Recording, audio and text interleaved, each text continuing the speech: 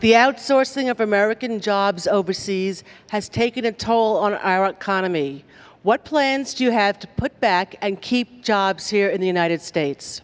Boy, great question, an important question, because you're absolutely right. And the place where we've seen manufacturing go has been China. China is now the largest manufacturer in the world. It used to be the United States of America. A lot of good people have lost jobs. 500,000 manufacturing jobs have been lost in the last 4 years. That's total over the last 4 years. One of the reasons for that is that people think it's more attractive in some cases to go offshore than to stay here. We have made it less attractive for enterprises to stay here than to go offshore from time to time. What I will do as president is make sure it's more attractive to come to America again. This is the way we're going to create jobs in this country. It's not by trickle-down government, saying we're going to take more money from people and hire more government workers, raise more taxes, put in place more regulations. Trickle-down government has never worked here, has never worked anywhere. I want to make America the most attractive place in the world for entrepreneurs, for small business, for big business, to invest and grow in America. Now, we're going to have to make sure that as we trade with other nations, that they play by the rules, and China hasn't. One of the reasons, or one of the ways they don't play by the rules, is artificially holding down the value of their currency. Because if they put their currency down low, that means their prices on their goods are low.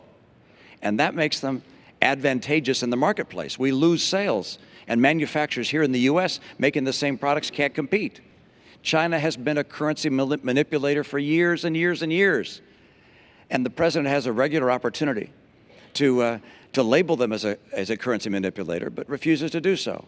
On day one, I will label China a currency manipulator, which will allow me as president to be able to put in place, if necessary, tariffs where I believe that they are taking unfair advantage of our manufacturers. So we're going to make sure that people we trade with around the world play by the rules. But let me not just stop there. Don't forget, what's key to bringing back jobs here is not just finding someone else to punish. And I'm going to be strict with people who we trade with to make sure they follow the law and play by the rules. But it's also to make America the most attractive place in the world for businesses of all kinds. That's why I want to bring down the tax rates on small employers, big employers. So they want to be here. Canada's tax rate on companies is now 15%. Ours is 35%. So if you're starting a business, where would you rather start it? We have to be competitive if we're going to create more jobs here. Regulations have quadrupled. The rate of regulations quadrupled under this president. I talk to small businesses across the country. They say, we feel like we're under attack from our own government. I want to make sure that regulators see their job as encouraging small business, not crushing it. And there's no question but that Obamacare has been an extraordinary deterrent to enterprises of all kinds hiring people. My priority is making sure that we get more people hired. If we have more people hired, if we get back manufacturing jobs, if we get back all kinds of jobs into this country, then you're going to see rising incomes again. The reason incomes are down is because unemployment is so high.